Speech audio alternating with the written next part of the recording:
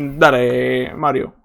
Vale, bueno, pues como bien sabéis, las 500 millas de Indianápolis tuvieron lugar este fin de semana en el circuito de Indianápolis, como su nombre indica, en el oval de Indianápolis. Y bueno, pues de nuevo fue un carrerón, como siempre suele ser habitual. Veníamos de una década en donde probablemente había sido la década más competitiva en la historia de las 500 millas, más ganadores diferentes, y la verdad es que empieza la nueva década con una edición bastante emocionante. Fue un evento más extraño de lo habitual, sin fans, la única vez que se ha disputado en agosto y sinceramente yo, como fan habitual de la categoría, me impactó bastante lo que es ver todas las gradas vacías, porque no es una imagen que estés acostumbrado a ver más allá de la clasificación. Y bueno, por lo menos el espectáculo fue bastante bueno. Si queréis, os resumo un poco cómo fue la carrera y luego ya si queréis pues podéis comentar vosotros lo que os apetezca. En la salía Marco Andretti en pole con Scott Dixon segundo, pero el neozelandés Dixon lo adelantó en la salida. Marco Andretti se puso tercero detrás de Dixon y de Sato. En las primeras vueltas, el Ed Carpenter, el piloto local, tuvo un accidente y tuvo que parar en boxes a arreglar las suspensiones y salió 13 vueltas debajo respecto al líder, pero se mantuvo en carrera porque la IndyCar es un campeonato en donde te dan puntos si acabas la carrera, así que les convenía seguir rodando para sacar unos 5, bueno, no, creo que en Indianapolis dan 10 puntos, creo, a los que acaban la carrera. Luego, el primer accidente como tal que trajo la bandera amarilla llegó en la vuelta 5, que fue James Davison, con una imagen que supongo que todo el mundo recordará cuando visteis la carrera. Se le reventó la llanta y el freno empezó a sobrecalentarse, como bien podéis ver, y la rueda acabó echando fuego y pues salió el primer caution de la carrera. Pero bueno, estábamos, si no me equivoco, creo que era la vuelta 5, no paró nadie. ¿Podrías explicar los caution, los periodos de estos de bandera amarilla para la gente que no siga tanto o que no tenga ni puñetera idea como yo hace 2 días la Indy? Sí, bueno, en oval es muy importante y bueno, en general en la IndyCar valoran mucho el tema de la seguridad y al más mínimo incidente que hay en pista, lo que en Fórmula 1 se correspondería con una bandera amarilla normal y corriente, ahí directamente sacan el safety car, bandera amarilla en todo el circuito y a relanzar la carrera, que eso también en parte da bastante espectáculo, lo único que te puede arruinar la carrera, o todo lo contrario.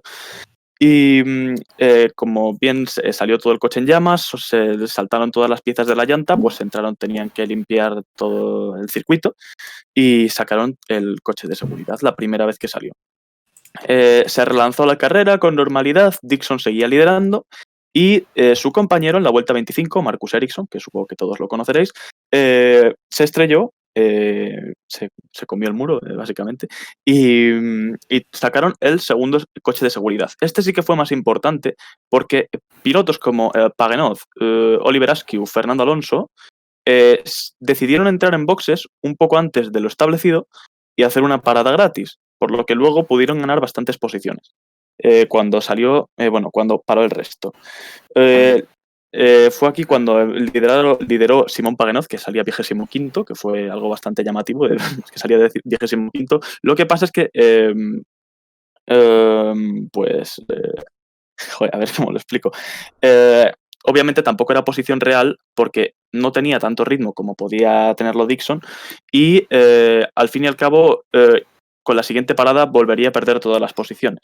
Pero bueno, la carrera prosiguió, se mantuvo esa batalla estratégica de los que habían parado durante el safety con los que no, era como una carrera de grupos, primero paraba uno, luego paraba otro, hasta que en la vuelta 75 Dalton Kellett, el piloto de AJ Foyt, rookie, se estrelló en la curva 4, si no me equivoco, y salió otro coche de seguridad.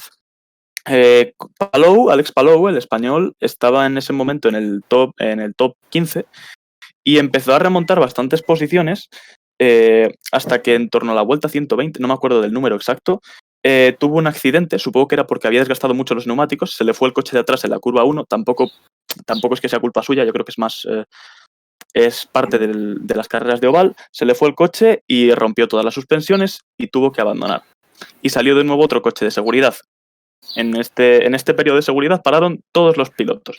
Pero ahí llegó la segunda desgracia española del día, porque cuando estaba en boxes, Fernando Alonso, al ir a salir, caló el coche porque tenía el embrague roto, estaban haciendo salidas manuales y esta vez, pues sí, no pudo hacer una salida manual correcta y en IndyCar calar el coche, pues la verdad es que en concreto en oval te arruina bastante la carrera. Y es algo, quiero recalcarlo, bastante habitual, ¿eh? Porque veníamos de una carrera de 2 carreras en Iowa y en la primera iba Joseph Newgarden primero, cuando paró en boxes caló el coche y ahí perdió la carrera. Me refiero, es algo que te sueles encontrar una vez cada 2 carreras que una persona cala el coche en boxes. No fue nada excepcional ni una mala suerte malísima de Fernando Alonso. Pero cabe destacar que, bueno, otra desgracia española. Y ahí fue donde Antonio Lobato se marchó de la cabina porque, claro, ya no había españoles. Efectivamente. Y no valía la pena comentar esa carrera ya más. Bueno, a ver, en verdad, ahí había una pequeña esperanza, porque Alonso al final lo que hacen es meter una llave en la parte trasera del coche para volver a arrancar el coche, lo tienen que hacer unos mecánicos, y consiguieron arrancarlo de manera que saliera una vuelta por detrás de los líderes. Pero, sí, pero a ver, las esperanzas estaban perdidas y tenía que ocurrir una cosa muy, muy extraña, una carambola importante para que Alonso pudiera desdoblarse. Pero es que ya antes del problema, estaban haciendo lo que ya dijo que haría, ¿no? Que era como intentar ir a una estrategia diferente para poder, si pasan muchas cosas, ¿no? Y tuvo suerte de que no lo dobló Dixon en su momento y pudo estar ahí, que luego salió la bandera amarilla, el safety car, y en teoría se iba a reenganchar al grupo porque tenía al siguiente a 20 segundos. Pero claro, realmente ese coche, después del accidente que tuvo en los libres de la semana pasada o la otra, ya no me acuerdo, no estaba en las mejores condiciones, no era el motor más competitivo tampoco. Entonces, entiendo la perspectiva de Alonso de vender las esperanzas, pero yo creo que realmente no era realista en esta ocasión, por lo menos. Sí, en eso puedo estar de acuerdo contigo. Efectivamente, pues no era el mejor equipo y con el tema del accidente se complicó todo bastante y más aún en una edición de las 500 millas en donde tuvo menos sesiones de práctica de la habitual para solucionar cualquier problema. Pero también, en verdad, yo achaco todo lo ocurrido a Fernando Alonso, el tema de no tener ritmo, a que el resto de pilotos, o bueno, la mayoría de los pilotos de los que ha quedado arriba, exceptuando a James Hinchcliffe, es así la única excepción que se me ocurre, ha hecho la temporada completa. Y eso a mí me parece bastante importante. Porque al fin y al cabo convives con el equipo, sabes cómo trabajan y lo que ha pretendido Fernando Alonso durante 3 años, bueno, no seguidos me refiero, en 3 ocasiones es llegar ahí a conocer a un equipo de mecánicos completamente nuevo y a ver si suena la flauta y el coche rinde. Y efectivamente el primer año estuvo a punto, pero por mala suerte el motor Honda explotó. Y luego los otros años pues efectivamente no ha rendido. Pero bueno, también es un poco el tema de que Alonso tenga las ganas de decidirse a hacer la IndyCar entera. Y esto es algo que también él tiene que ser consciente. En los últimos 11 años, solo un piloto ha ganado sin hacer la temporada completa en IndyCar y fue Dan Weldon, que ganó en 2011 de rebote. Pero literalmente de rebote. Fue porque el líder se estrelló en la última curva, en la última vuelta. Era Takuma Sato, ¿no? ¿Qué? ¿Era Takuma Sato el líder? No, era J.R. Hildebrand. Porque a Sato también le pasó esto, ¿no? Sato se estrelló en la última vuelta en 2012 cuando iba a adelantar a Dario Franchitti. Que de hecho lo hablaron en Movistar. Ahora también quería dar un momento para hablar de lo de Movistar. Pero En un momento, yo tengo una duda. ¿No piensas que al final el rendimiento de Alonso también se pudo haber condicionado por el accidente que tuvo en los libres? Claro. Hasta ese momento estuvo delante de sus compañeros y después ya nada. Sí, probablemente sea eso, pero ya no solo por el tema de que el coche a partir de ahí pasara a rendir peor, sino porque también incluso él tenía menos confianza. Porque, por ejemplo, el año pasado también se vio que cuando tuvo el accidente fuerte que tuvo en los entrenamientos, que ese McLaren estaba mal configurado, lo dijo McLaren, pero también se le vio desde entonces con menos confianza. Y efectivamente yo creo que eso también afecta a un piloto. Si te pegas un golpe fuerte en una carrera en oval, es muy, muy traumático. Y si no, por ejemplo, no sé si alguno conoceréis, sabréis quién es Mike Conway, piloto es piloto actual del WEC, era compañero de Alonso en Toyota. Bueno, no estaban en el mismo coche, pero antes él corría en IndyCar y por 2 accidentes fuertes que tuvo, decidió de dejar de correr en oval porque le daba miedo y no corría las carreras en oval por miedo a tener accidentes. Y es como un problema que tiene el oval que te quita la confianza muy fácilmente. Que eso yo creo que también puede haberle pasado factura a Fernando. Pero yo creo que es más lo que tú dices, el tema del coche, que el golpe, pues obviamente, al final reconstruir una suspensión, un chasis que se ha roto, lo quieras o no, no te va a quedar igual que al principio. Y efectivamente yo creo que pudo ser ese el principal problema de que Alonso, de Alonso en esta edición. No sé. Bueno, él mismo lo decía en Instagram después de la carrera. Decía que el coche no quedó igual y tuvieron problemas para poner el coche a punto, que no llegaron a tener igual. Pero vamos, sí. Claro. Pero bueno, si queréis, os comento cómo fue el final de carrera, porque a mí me parece bastante interesante, creo que hay temas bastante interesantes de los que hablar. Una vez Alonso caló el coche, pues efectivamente desde Movistar ya lo decían, tenía que ocurrir que saliera una amarilla y que parara el líder para que Alonso pudiera reincorporarse al final del grupo, cosa que no ocurrió. Pero ocurrió otra cosa también muy interesante. Estaban Dixon y Alexander Rossi peleando por la primera posición, antes del caution de Alex Palou. ¿Y qué pasó? Pues que al parar todos en boxes, Alexander Rossi salió emparejado con Takuma Sato. Y se tocó la rueda de Sato con la de Rossi y Sato casi se tiene que ir al muro, tuvo que frenar y le pusieron sanción a Rossi. ¿Qué sanción? Ponerse al final del pelotón en la relanzada. Y en su remontada, porque Rossi es una persona que, lo voy a decir un poco así a lo bruto, le echa huevos en Indianápolis, es una persona que va con el cuchillo entre los dientes en estas carreras, pues tuvo un accidente y tuvo que salir otro caution. De hecho, dejaron un rastro de sepiolita enorme en la segunda recta del circuito por el accidente este. Y es aquí donde, digamos, ya se decidió la carrera definitivamente. Felix Rosenqvist había intentado otra estrategia diferente en donde podría haber ganado la carrera sin ese caution, pero esto ya le quitó todas las opciones y lo dejó en manos de Dixon, Sato y Rahal. Eran los únicos pilotos que optaban a la victoria claramente desde que salió este caution. Tenían que hacer ya solo una parada hasta el final y bueno, pues todo fue relativamente bien para Dixon, lideraba. Pero en la última ronda de paradas salió Sato muy pegado a Scott Dixon y transcurrieron todo vueltas en bandera verde sin problemas y Sato consiguió pasar a Dixon en un momento de carrera donde parecía que iban a estar alternándose el uno y el otro, tipo para darse rebufos, para escaparse. Sato decidió adelantarlo y Dixon no fue capaz de volver a adelantarlo hasta que a final de carrera se encontraron con unos doblados, si no me equivoco, Charlie Kimball y Tony Kanaan, y parecía que iban a retener a Sato, que Dixon iba a poder acercarse para las últimas vueltas, pero Spencer Pigot, piloto del equipo Rahal, compañero de Sato, por cierto, se estrelló en la última vuelta y... Perdón, a 5 vueltas del final, que digo. ¿Qué insinúas, Mario?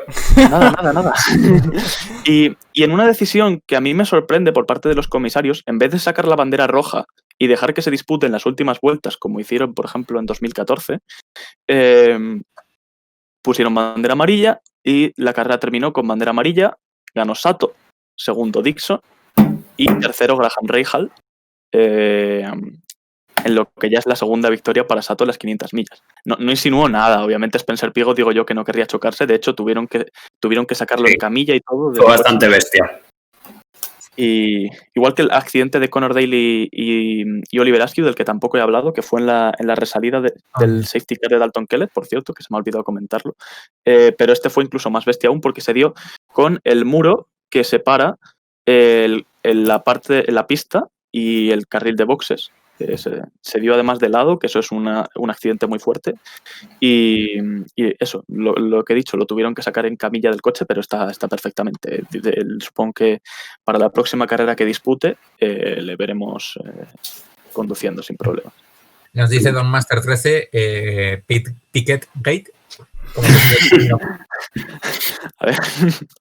A ver, intuyo que, esto ya puede parecerlo, pero en IndyCar, como bien sabréis, los equipos, cada coche de cada equipo va como muy por separado, tiene patrocinadores diferentes y tal. Es prácticamente imposible que un equipo haga eso. En la NASCAR sí que se ha visto, por ejemplo, que un piloto, por ejemplo, trompea a propósito para que salga el safety car, porque a la mínima que trompea un coche sí que lo sacan, pero en IndyCar trompear sin que se te rompa el coche es prácticamente imposible, no vale. Así que nada, supongo que fue un accidente muy aparatoso, muy beneficioso para su propio equipo, pero nada, no, las conspiraciones no nos llevan a ningún lado al fin y al cabo, ¿no? Mejor pensar que toda la gente tiene buena voluntad y que Pigot quería ganar la carrera, pero nada, a ver. Dice Don Master, justa la sanción a Rossi. A mí me sorprendió la dureza de la sanción por un unsafe release, que tampoco es culpa del piloto. Sí, en eso estoy de acuerdo. De hecho, yo cuando lo vi, dije, bueno, esto no lo sancionarán, esto es un incidente de carrera. De hecho, es que están 3 coches en paralelo y es el mecánico el que le dice que salga. Y además, sí, es verdad que había un poco de espacio en el carril de aceleración, pero aún así, si te mandan fuera, pues vas fuera, ¿no? Sí, pero si ves la repetición, es que ves que pasa muy justo. Alexander Rossi pasa justo al lado de un mecánico de Colton Herta, que creo que era el piloto que estaba justo delante de él, que casi se lo lleva puesto. Y es normal que haga eso con el volante. A mí también me parece una sanción injusta. También es cierto que en Estados Unidos ya la puedes liar en las carreras, ahí la puedes liar mucho en la pista, que si la lías en boxes te hacen la cruz. En pista puedes hacer lo que te dé la gana, puedes incluso chocar a otro piloto a propósito, que no te van a hacer prácticamente nada. Ferrucci, efectivamente. Pero si luego se vio un accidente el accidente de Carpenter, que Zach Beach lo acorrala contra el muro, pero no hubo sanción. Pero en cambio, en boxes, si la lías, o hay exceso de velocidad, o te cae un drive-thru, o bien tienes que ponerte al final de la parrilla. Eso es algo que yo tampoco entiendo muy bien. Supongo que es mi mentalidad europea de Fórmula 1, de si haces algo malo en la pista te tienen que sancionar, pero bueno, es parte también de la cultura automovilística estadounidense que siempre me ha sorprendido, no os voy a mentir. A ver, y lo de... Bueno. Sí, habla, Prats. A mí me gusta que sea diferente a la Fórmula 1. O sea, le da también un poco... Sobre todo, no sé a lo mejor allí... pero a la gente que viene de ver, pues eso, competiciones europeas, está guay ver cosas distintas. O sea, me refiero, por ejemplo, en lo que has dicho de las sanciones, de que en Europa se sanciona... O sea, en la pista se sanciona más duramente, por lo menos ahora, que allí y tal. O sea, me gusta verlo desde la perspectiva de alguien que sigue competiciones europeas, que sea diferente. Me parece más entretenido. Aporta cosas nuevas. Hay una anécdota al respecto que creo que lo representa muy bien. Recuerdo el año pasado en Long Beach, circuito histórico, el Gran Premio de Long Beach se celebra todos los años en la IndyCar, y Graham Rahal cerró a Sato en una curva, en una frenada, y se habló de sancionar a Rahal por la acción, pero mucha gente dijo, no, esto sería como ir en contra de lo que siempre ha sido la IndyCar, de acción en pista y tal. Y no se sancionó finalmente lo que supongo que fue visto algo así como un europeísmo, tipo, no vamos a sancionar a un piloto por cerrar, eso es muy de Fórmula 1. Así, eso también me llamó la atención en su momento y creo que representa bastante lo que son las carreras americanas. Yo me pregunto no sé si conocerás este dato, pero si históricamente el tema de las banderas amarillas ha sido siempre igual. Entiendo que al final en Fórmula 1, si hay o en circuito, no sé cómo se llama, lo que no es un oval, circuito... Lutero lo llaman. Sí, bueno, eso. Si tienes un problema en el coche, lo apartas. pero o si chocas, pues seguramente te quedes bastante apartado, pero claro, en un oval no. Entonces me pregunto si siempre ha sido así lo de la bandera amarilla safety car, o si antes se paraba la carrera más a menudo. A ver, si te vas a las primeras décadas de las 500 millas, ahí había banderas amarillas por todos lados, pero no salía el pace car. De hecho, el pace car es un invento, no sé de qué año es, pero no ha existido siempre en las 500 millas de Indianápolis. Pero últimamente, de hecho, la IndyCar en general es la categoría que más a la vanguardia de la seguridad está, con diferencia. Que esto, una vez Felipe Massa dijo que no, que la IndyCar era muy peligrosa, no sé qué, no sé cuántos, y hubo un usuario en Twitter que le sacó a relucir todos los inventos de seguridad de la IndyCar que se habían a lo mejor implementado 10 años antes en IndyCar frente a la Fórmula 1. Pero sí es verdad que el pace car se creó muchísimo antes que el safety car en Fórmula 1, pero todas las competiciones han tenido un origen en donde podía haber un incidente en pista y los pilotos seguían yendo sin problemas a máxima velocidad. Incluso en Fórmula 1 ha habido accidentes por eso, en lo que hoy en día sería un virtual safety car. Pero bueno, sí, ha cambiado históricamente, eso es verdad. Pero lo prefiero así, en verdad, que si hay un accidente, pues salgan los coches de seguridad por emoción y por seguridad, porque en un oval eso es muy complicado, mantener la seguridad en la pista. A mí me parece, Sí, pero... bueno, iba a decir, me parece personalmente súper, de alabar el que los pilotos se peguen o sea, tengan esos accidentes tan tremendos y salgan por su propio pie. En Fórmula 1 no existen accidentes de esa magnitud. Bueno, hablo de lo que son de lo que es la carrera este fin de semana, que van a unas velocidades tremendas que en Fórmula 1 no alcanza en una curva, por ejemplo. Pero por eso digo, o sea que... Sí, en eso es verdad. Y de hecho, en IndyCar, los accidentes que hay probablemente llegan a ocurrir con un chasis de Fórmula 1, con las protecciones de la Fórmula 1, y hubiera habido más de una tragedia. Yo, por ejemplo, personalmente pienso que el accidente que tuvo Sebastián Bourdais en la clasificación de las 500 millas de 2017 llega a ocurrirle con un Fórmula 1 y a lo mejor no hubiera vivido para contarlo. O el accidente que tuvo Scott Dixon en 2017, que salió volando por encima del coche de Jay Howard. Yo creo que lo bueno de la IndyCar, lo bueno que tiene es la experiencia. Tantos años corriendo en oval, tantos años con choques a altas velocidades, pues les han ayudado mucho a diseñar elementos de seguridad que en Fórmula 1 son inimaginables. Y, por ejemplo, voy a poner un ejemplo así un poco duro, además ahora que llegamos al Gran Premio de Bélgica. El accidente de Antoine Hubert fue que un coche le impactó a 200 km por hora en perpendicular. Robert Wickens, cuando tuvo su accidente en Pocono en 2018, se estampó su coche contra un poste de frente. Y uno, por desgracia, no vivió para contarlo, es el caso de Antoine Hubert, pero Robert Wickens simplemente, se partió el brazo y perdió la movilidad de las piernas de forma temporal, ahora está volviendo a andar. Pero es como la gran diferencia entre una categoría que sabe lo que son los choques a alta velocidad y otra, como es la Fórmula 1, o en este caso la Fórmula 2, en donde un choque a alta velocidad es una mera casualidad, o en el caso de Antoine Hubert, un episodio de mala suerte enorme. Como fue un cúmulo de casualidades que dio lugar a una tragedia, pero que en circunstancias habituales, en carreras europeas, eso nunca ocurre, lo que ocurrió el año pasado en Spa. Y es eso, supongo que es la experiencia con las altas velocidades. Si la Fórmula 1 hiciera carreras en oval, pues cosa que yo apoyo personalmente, así como idea para Liberty Media, pero si la Fórmula 1 hiciera eso, supongo que también serían capaces de diseñar dispositivos de seguridad mucho más seguros, precisamente. A ver, al final creo que te estás pasando un poco con la Fórmula 1 como si estuviera muriendo gente cada temporada. Y realmente yo creo que la Fórmula 1 es muy segura y que las fatalidades que han ocurrido han sido eso, una serie de casualidades. También murió un piloto de IndyCar no hace mucho. Pero eso, lo de Justin Wilson, creo que fue porque le impactaron piezas en el casco. Bueno, y lo de Bianchi fue porque había una grúa. Sí. A ver, obviamente. No porque el coche fuera...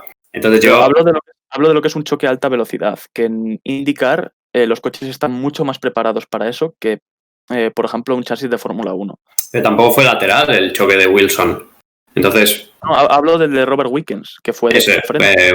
Wickens, claro. Que en Fórmula 1 si chocan de frente en general tampoco pasa nada. Pero creo que es más significativo decir que en una carrera de IndyCar hay 5 choques y no pasa nada en los 5.